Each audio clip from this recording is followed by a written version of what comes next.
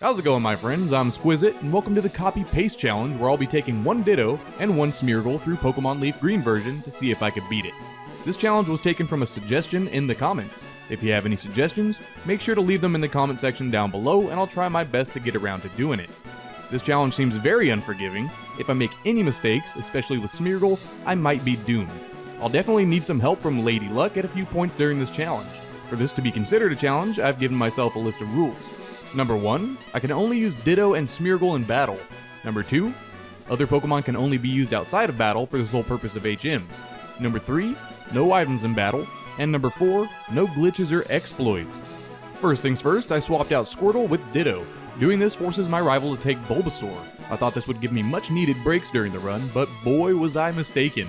With that, now is a great time to talk a little bit about Ditto. Ditto is a pure normal type Pokemon with stats that essentially don't matter at all. The only stat here that matters is HP, and it isn't the greatest. Other than that, Ditto will be copying every other stat from the opponent no matter the level difference. For example, if I'm a level 100 Ditto and I battle a level 3 Pidgey on Route 1, I'll be copying every level 3 stat that Pidgey has except for its HP. That will stay my own. Thankfully, high level differences play a slight role in Pokemon's damage formula, so overleveling will at least still be an option. Obviously, Ditto can't learn any moves by level up, so I'm stuck with Transform. The ability Imposter, unfortunately, isn't a thing yet. Naturally, along with that, Ditto can't learn any TMs or HMs either. Transform it is. One wasted turn, every battle. I received my Ditto from the lab. Fitting. And nicknamed this menace Copy. After that, I need a Smeargle so this run can officially start. The only way to do this is to pray to Arceus that Smeargle somehow randomly appears on Route 1. Fortunately, my prayers were heard. I catch this abysmally weak Smeargle and nickname him Paste. Let's quickly take a look at Smeargle as well. Smeargle's stats are terrible, other than its speed. If it didn't have this slightly redeeming quality, it would nearly be unusable. At level 11, and every 10 levels after that, Smeargle will learn Sketch. This move allows you to permanently copy the last move used by an opposing Pokemon. This means I need to be careful with what I pick to learn, and that I'll barely have a full moveset at level 31. Naturally, Smeargle can't learn any TMs or HMs either, just like Ditto. Fun, fun, fun! First up is Rock-type Gym Leader Brock. I'm level 20 at this point with both Copy and Paste, and this is my second attempt. The first attempt didn't go very well. Attempt number 2, however, is pretty okay. The only thing I have under my belt with Paste is Tackle. I had to have something, so I sketched a Rattata's Tackle just to make Paste useful and have an attacking move. So the plan here is to lead with Paste and use as many tackles as I can, switch out to Copy, Transform, and have the 5 tackles under my belt from the Geodude or the Onix. That's right, when you transform into an opposing Pokemon, you have 5 PP of each of that Pokemon's attacks. It's pretty bad. You know, now that I'm thinking about it, I do end up using all of Tackle's PP and all of Defense Curl's PP so I could struggle, because Struggle is doing more to Geodude than Tackle. I know it's crazy. But a stressfully long time later, Defense Curl runs out of PP, and then I finally get to use Struggle and is doing a little bit of damage. At least it's slightly more than tackling this Geodude. Super Speed. Yes, eventually this quote-unquote strategy does take down Geodude. Second and last but not least, Brock has his Onix, so I want to swap out to Paste, that way I can come back in with Copy later and transform into Onix because it has really high defense and it's even. It's going to be terrible. But I start using Tackle against Onix just to kind of do some chip damage with Paste. I know it's not going to last very long. With a combination of Onix's Rock Tombs and Vines, Vines being the sort of worst one because it does damage every turn, Paste goes down, but not without putting up a fight, doing about 1/10 of its health and damage. Sadly, after Paste goes down, I swap in Copy and immediately transform into Onix. Now we both have sky-high defense stats, and we're both the same type. With that being the case, his Onix is a really low level, so he doesn't have any ground-type attacks yet, so this is a war of attrition like no other. Super Speed yet again, or else we'd be here literally all day with this battle. I use a combination of Vines and Rock Tombs because that's what he gave me access to. Rock Tombs will lower his speed, and Vines will do damage over time, so eventually I get dangerously close to fainting, but take out his Onix with a Bind. Yeah, pretty much every battle gets dangerously close like this. Let's head to Cerulean City. On my way up to Mount Moon, I run into this lass on purpose because she has a Jigglypuff that knows the move Sing. However, this takes a very long time because I need Sing to miss so I could follow it up with a successful Sketch so I could learn Sing. In hindsight, Sing does have 55% accuracy, so I probably should have waited to use Sketch on a Pokemon that has Sleep Powder. Nevertheless, I do eventually successfully sketch this Sing and I move on to Cerulean City. The first thing I do in Cerulean City is take on my rival, but Paste is at level 24, so I have access to another sketch. What I'm doing here is preparing for Misty. I lose this battle horribly, but I successfully sketch Vine Whip from his Bulbasaur. I think this is the best plan in the world, and I feel very proud of this, but either way, let's see how it does against Misty. Water-type Gym Leader Misty leads with her Staryu as I lead with Paste with my newfound Vine Whip power. I miss 4 Sings in a row. That Sing accuracy is really rearing its ugly head. So Staryu sets up 3 Hardens and then hits me with a Water Pulse. Finally, the 5th Sing hits. I know I should have just been spamming Vine Whip, but that's not what I did, unfortunately. 3 Vine Whips do take it down after I take another heavy Water Pulse. The Staryu does go down, so that's good. Pace levels up, and Starmie comes in. I thought this Vine Whip strategy was so damn smart, and it was foolproof, but nope. Copy's gonna have to come in and save the day. Before transforming, Starmie hits me with a heavy Water Pulse. Luckily, her Starmie has Recover, so that means I have Recover, so I get nice and healthy. At this point in the battle, we're just trading Swifts because it's the only thing that could hit the other Pokemon for neutral damage. I do try my best to stay healthy with Recovers, but again, I do have only 5 PP of each of her moves. Finally, her Starmie is low enough to where Misty uses a Super Potion as I go for Recover, just to keep things even. We trade Swifts, and then I run out of PP for Swift, and then I go for a Water Pulse. Luckily, this confuses her Starmie, and she's only able to hit me with 1 more Swift. I keep myself healthy with another Recover as it hits itself in Confusion once, twice. I then follow that up with 1 Water Pulse, and then 1 more to take it down. If I didn't have access to Recover, or, on the other hand, if her Starmie went for Recover a lot, I think I would have lost this battle. Time for the rival battle again. Here's a successful Nugget Bridge rival battle. He leads with Pidgeotto as I lead with Paste and actually land a Sing on this Pidgeotto. I go for a Tackle, but then think to myself, I really need to transform into this, so I switch into Copy so I can transform into Pidgeotto and have Gust for his later Bulbasaur. Suffice to say, that Quick Attack is Pidgeotto's best move and it has priority, so I go for that until it goes down. Next up is Rattata, and Rattata is not really a threat. It goes down in 2 Quick Attacks after hitting me with 2 Quick Attacks, lowering me to an uncomfortable amount of health.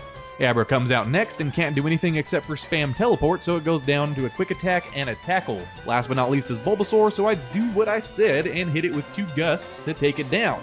A nice Copy sweep. Chef's kiss. You love to see it. Next up is another rival battle, but it's on the SS Anne. Here's the next rival battle on the SS Anne. He leads with Pidgeotto yet again as I go for a Vine Whip mistakenly. I switch Tackle up to the top and use Tackle instead. He hits me with enough Sand attacks that I really just want to switch out to Copy, transform into Pidgeotto, and with Pidgeotto's ability Keen Eye, Copy's accuracy can't be lowered so you can't use Sand attack on me, sucker. I swap back out into Paste for his Raticate, that way Copy isn't stuck as a Pidgeotto, and for the future Pokemon I could come back in and transform into what I want and still be sorta healthy. I hit Raticate with a Tackle and then a Sing that actually lands, that's impressive, and I'm able to take it out with a barrage of tackles as it's asleep for all 3 turns. Next out comes Kadabra, and that's my next transform target for Copy. I keep Paste in and tackle it, that way I could take it out easily when I transform into Kadabra. I put it to sleep and then immediately swap out into Copy, that way I get a safe transform. With that, Copy comes in as Kadabra is still asleep, I get a safe transform and hit it with a Confusion that actually does a respectable amount of damage. Kadabra then wakes up and hits me with a Disable, so I can't use Confusion anymore. But after 1 turn, Confusion comes back, he hits me with his, and then I hit him with 1 and take it down. This is what I was waiting for. I wanted to be Kadabra while his Ivysaur was out. I hit it with a Confusion, and it's gonna be a 2-shot. Luckily, Vine Whip doesn't take me down, and Confusion takes it out. Rival is down. It's time for Lieutenant Surge.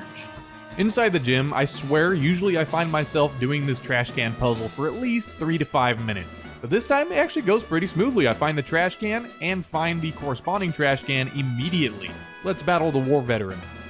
Electric-type Gym Leader Lieutenant Surge. He leads with Voltorb as I lead with Paste. This is my 3rd attempt and it took me quite a while to come up with a strategy, but I finally did it. I need Paste to take down Voltorb, even though he's making Paste really unhealthy with Sonic Booms and Shockwaves, so eventually it does go down to a bunch of tackles. I bring in Copy on his Pikachu and transform immediately as he sets up double teams. Luckily, I have access to his Shockwave, which never misses. It can't miss. So I keep hitting it with Shockwaves until eventually it goes down.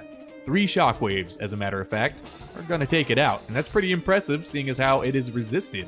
Next up is Raichu, so I switch back out to Paste. That way when Copy comes back in, I can transform into his Raichu being nice and powerful just like him. I love that I landed this Sing, but I didn't know Lieutenant Surge had access to full heals. I also get static paralysis when I hit it with a tackle, and it starts setting up double teams. Naturally, Paste goes down pretty quick. So just like Misty, I have to rely on Copy to clean this one up. When I transform, I do copy its double team boosts as well. Luckily enough, again, I have access to Shockwave, that way it doesn't miss his Raichu, as he's weirdly going for quick attacks that miss because of double team. Lieutenant Surge then heals up Raichu with his obligatory super potion when it gets to low health. I'm spamming Shockwaves, that way I could actually do some damage to this thing without missing, and I eventually run out of the 5 Shockwave power points that I have access to, so that makes me go for quick attack. I miss 1, but 2 land, and that's enough to take down Raichu. That was pretty rough, but that's it for Lieutenant Surge. Time to head back to Cerulean City. First things first, I stay in Vermilion City, listen to this old man's story, and he hands me a free bike voucher so I could get a free bike in Cerulean. I head to Cerulean and grab that free bike. The only reason you have to get this is because you need it to progress through Cycling Road to get to Fuchsia City. With that, it's Rock Tunnel time, baby! Rock Tunnel wasn't too rough. Just follow the walls. I've always done it without flash, it's just muscle memory at this point, I suppose. I make it through Rock Tunnel safely and head west of Lavender Town for this last. She has a Clefairy, and this Clefairy has Minimize, and I want it very badly. This took forever because she does have Cute Charm and that infatuates Paste, and it's just a bad time. Next up on my list of things to do, I go to the Rocket Hideout just under the game corner in Celadon City. I want to do this and take on Giovanni because I need access to the Move Deleter, who resides in Fuchsia City. Having access to the Move Deleter as soon as I possibly can will be a huge asset for Paste. I can delete the moves I no longer have a use for, learn Sketch by level up, and use Sketch to learn an even more useful move later on. This Giovanni battle went exceptionally well. I lead with Paste and use Vine Whips to take out his Onix and his Rhyhorn. Kangaskhan is last, so I bring in Copy to transform into his Kangaskhan, and I take her down with a Tail Whip followed up by a crit Mega Punch. You know, I never seen the Fire Red Leaf Green back sprite of Kangaskhan. That's adorable, holding the baby like that. Anyway, let's head to the Pokemon Tower. As I head into the Pokemon Tower, my rival, stops me for a battle. This is my second attempt, and my friends, if I were to show you every single loss I had in this run, this video would be uncomfortably long, just like a 24-hour Rain and Thunder Sleep video. Nobody wants that. However, this attempt with rival went extremely well. I don't think I played it well at all. In fact, I think I could have played a lot better during this battle, but I don't get punished for it, and that seems to be the case a lot of times throughout this run. I take out Pidgeotto, Gyarados, and Kadabra fairly easily. I think my mistake was using Copy to transform into Gyarados and taking a heavy amount of damage from his Thrashes. However, this is where I don't get punished. Paste goes down easily to a Razor Leaf. I transform into Ivysaur, hit it with the Sleep Powder, and start pelting it with Razor Leafs and Vine Whips. Luckily enough for me, Ivysaur does wake up but misses a Sleep Powder.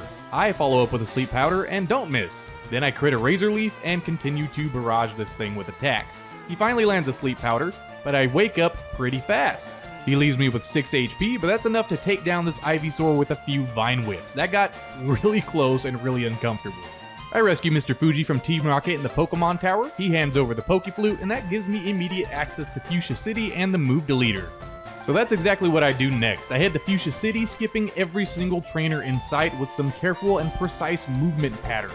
I have the Move Deleter delete Vine Whip on Paste because it's absolutely useless now with the upcoming gyms. I also have the Move Deleter delete Sing on Paste because I don't need it anymore. I finally have access to a reliable source of Sleep Powders as long as they miss using Erica's gym. Let's give that a go and see if I can sketch it.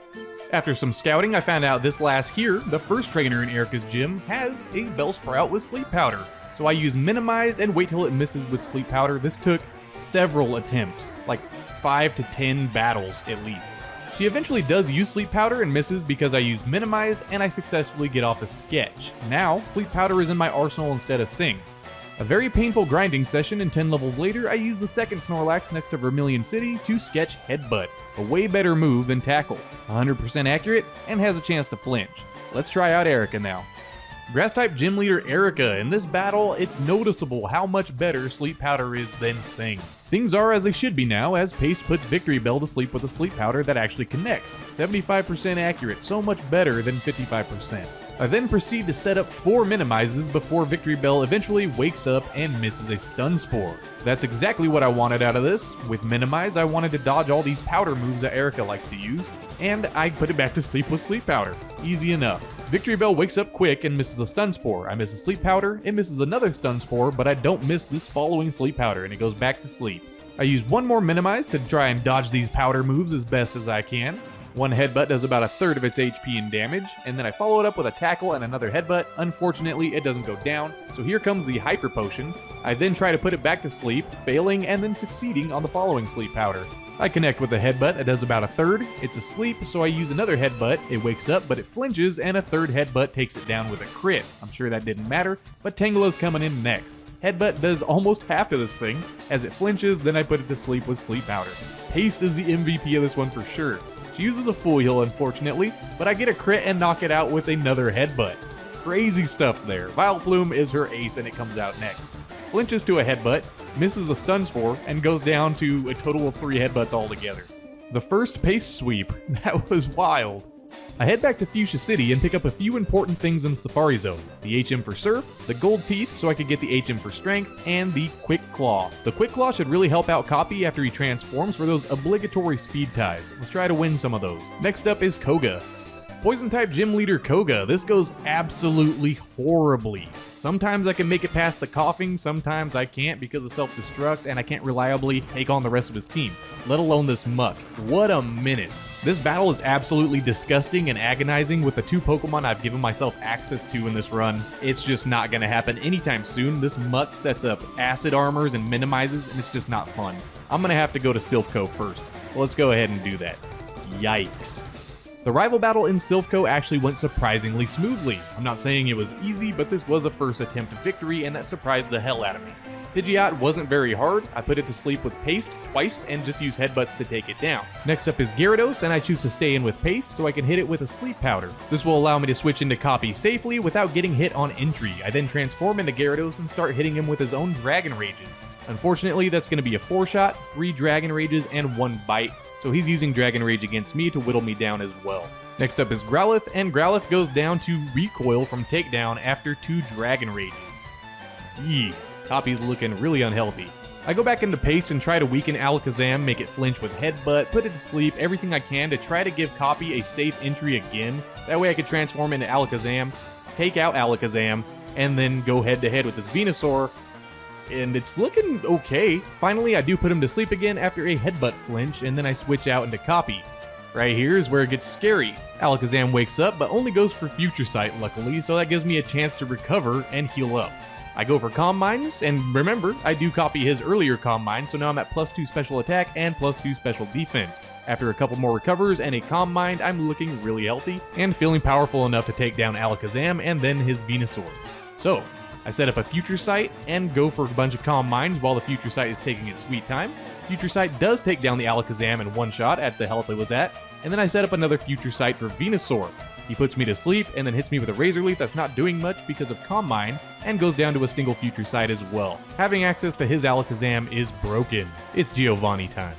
The battle with Giovanni is generally a lot easier than the battle with your rival in Silph Co. He leads with Nidorino, so I put it to sleep with Sleep Powder and take it down with a few Headbutts. I switch out to Copy for his Nidoqueen, I transform and hit it with a Body Slam, and it paralyzes it immediately. So it's easily taken down with a few more Body Slams. Kangaskhan comes in and gets paralyzed to a Body Slam as well.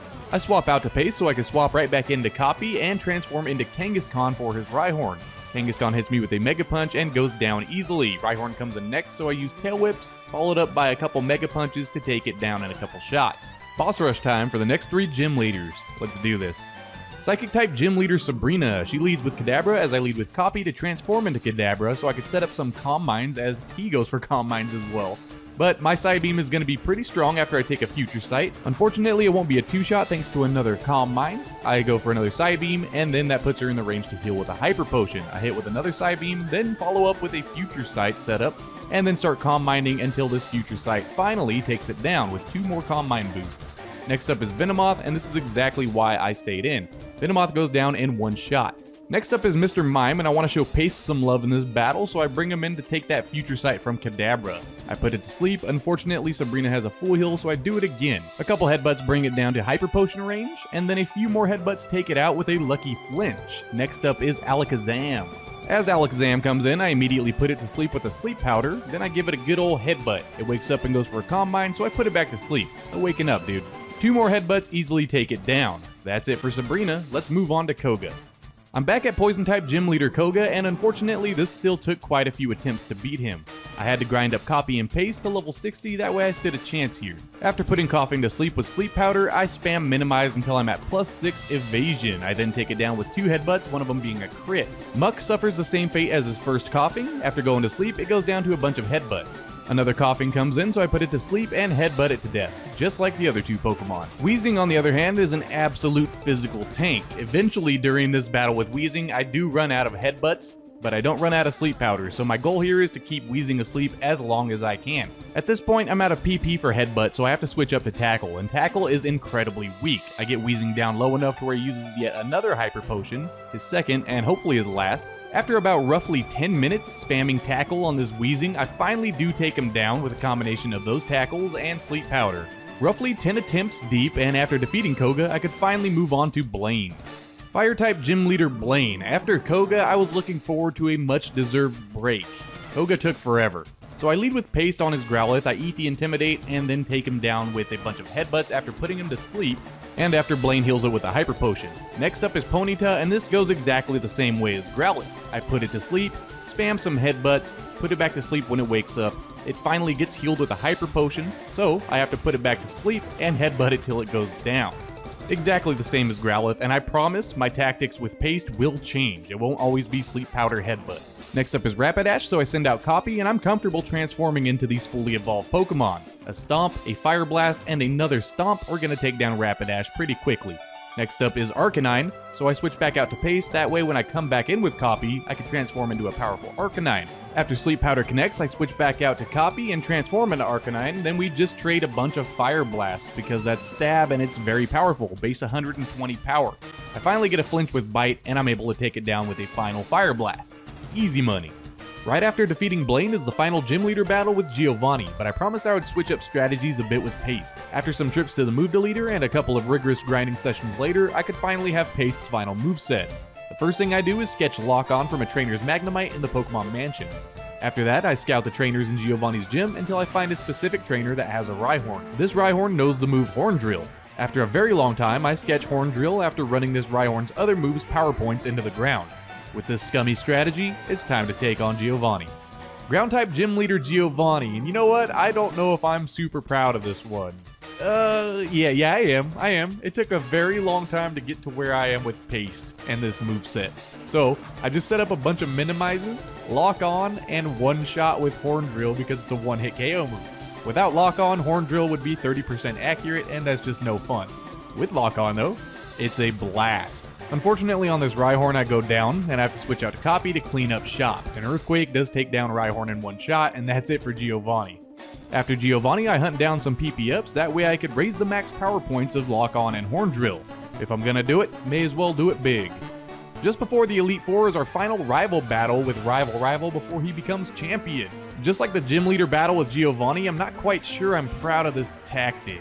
I mean, every move was given to me in-game and I had to use Sketch on him with some kind of strategy, but now that strategy has gone out the window. I will say, though, it works, so I'm rolling with it. His first 4 Pokemon go down easily to Sleep Powder Lock On Horn Drill shenanigans, then I send out Copy to transform into Alakazam to deal with it, and then easily one-shot Venusaur. It's finally time for the Elite Four. After making it through Victory Road and grinding up to level 75, I think I'm ready to take on the Elite Four, but let's look at some stats. Copy's stats really don't matter except for its HP at 195, but other than that, its move is Transform. You already knew that, so let's move on to Pace. Pace stats are pretty bad except for speed, really fast at 190. We have Sleep Powder, Minimize, Lock On, and Horn Drill, of course. With that, it's time for the Elite Four. Let's do this.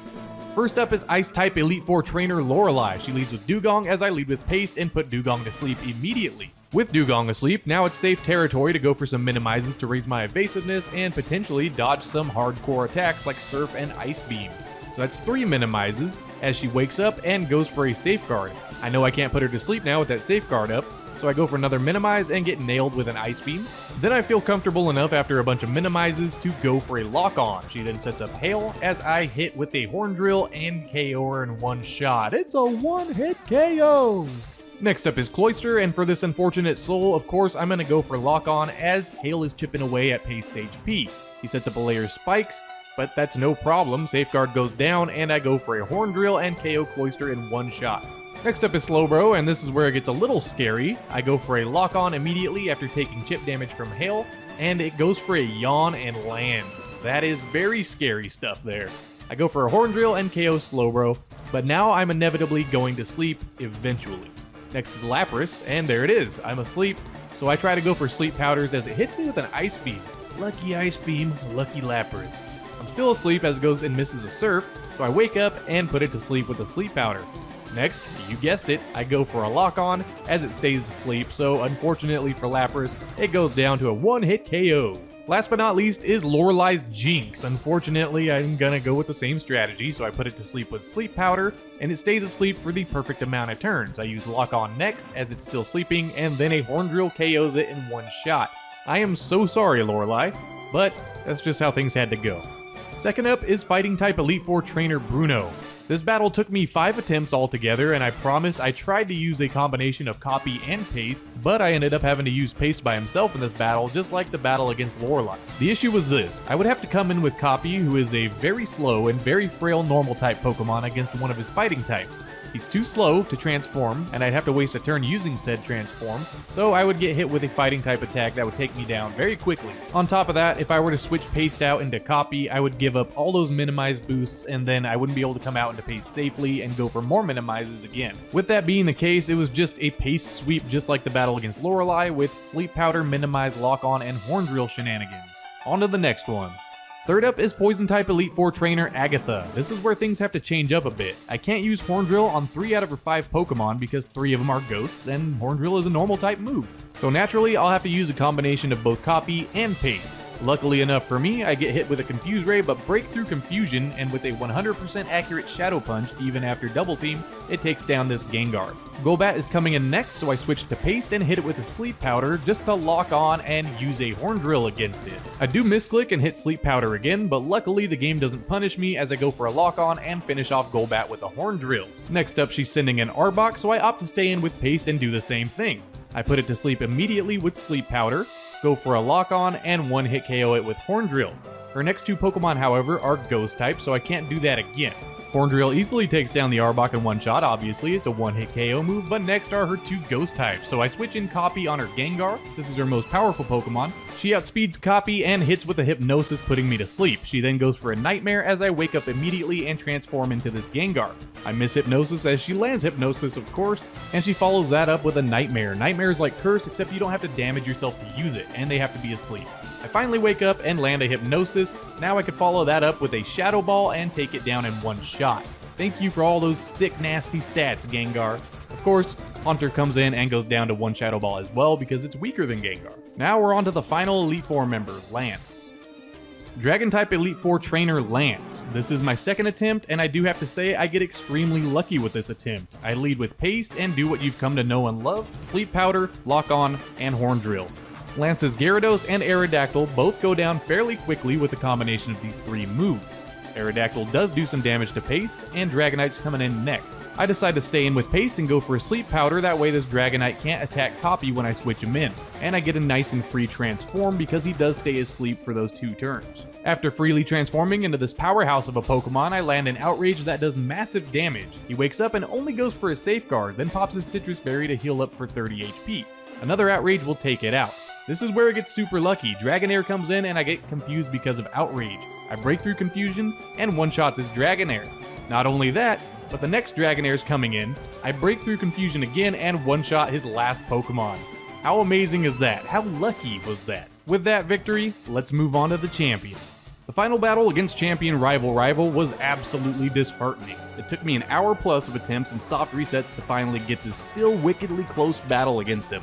At this point, I ran out of Ethers and Elixirs to restore the power points of Lock On and Horn Drill back up to max.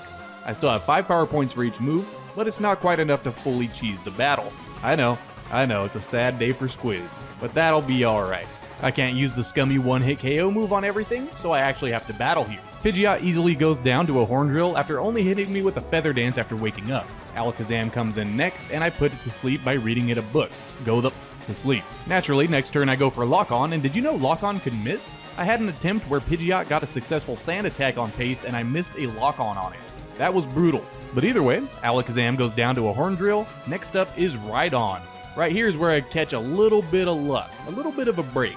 I lock on Rhydon, and he only uses Scary Face. If he would have gone for a powerful stab Earthquake instead of Scary Face like on some other attempts I had, it would have been doing too much damage for me to proceed and win this battle. Rhydon gets knocked out to a Horn Drill, and the last Pokemon I'm going to use this duo of moves on is his Gyarados. He comes in, and his Intimidate ability cuts my attack, not that I use it, so I go for a lock on as he hits me with a Dragon Rage that only does 40 damage. An interesting move to have this far into the game. On the other hand though, that Hydro Pump did a ton of damage to Paste. Naturally, Gyarados goes down to a Horn Drill. It's a one-hit KO. Next up is Arcanine, so this is where I'm going to switch to Copy. Arcanine was the worst Pokemon to go up against in this hour plus of attempts. It is scary. Arcanine outspeeds Copy before it can transform and hits it with a horrifying flamethrower. I then transform and go for a Roar. This was my only saving grace here because I didn't plan on using Roar, but I was like, ooh, little epiphany. Let's get Venusaur out so I could one-shot it with a dang flamethrower. Heck yeah. Now I only have to deal with the horrible Arcanine. So dang scary. Copy did absolutely phenomenal, so I switch back out to Paste when he brings in his Arcanine. And I may have told a little fib earlier in this battle because I need to go for this trifecta of moves yet again. This is my only win condition. So I put it to sleep with a Sleep Powder, go for a Lock On, and luckily it stays asleep for as long as I needed it to be asleep. A Horn Drill does knock it out, and that was a very lucky champion battle. A victory for Copy and Paste and Squizz. With the absolutely terrifying victory against champion rival, Copy and Paste both make it into the Hall of Fame at level 78 and level 75 respectively. I did my best to give both of these amazing Pokemon the same amount of playtime and bench time, and I don't think I did a bad job. Paste did carry Copy through the Elite Four though, with that disgusting combo it had going on. I'm not going to be that guy and say that this challenge was easy because it was the complete opposite of that, I assure you. Anyway, for those of you that make it this far into the run, I appreciate you sticking around. It really does mean a lot to me after how much effort goes into each one of these challenges. Of course, I am open to suggestions. If you want to see a specific challenge run, leave it in the comment section down below. Let me know which Pokemon you would like to see me use and which game you want me to play through. I also have a Pokemon Challenge playlist with a link in the description. There's more there and plenty more to come. There's also a link to my tip jar. If you'd like to leave a tip, that would be highly appreciated. If not, don't sweat it. Never feel obligated to leave a tip. If you enjoyed this, don't forget to leave a like as it helps immensely. Comment down below even if it's just for the YouTube algorithm, and subscribe to stay up to date with what I have going on. I've been Skwizzit, and I'll catch you in the next one. Take care.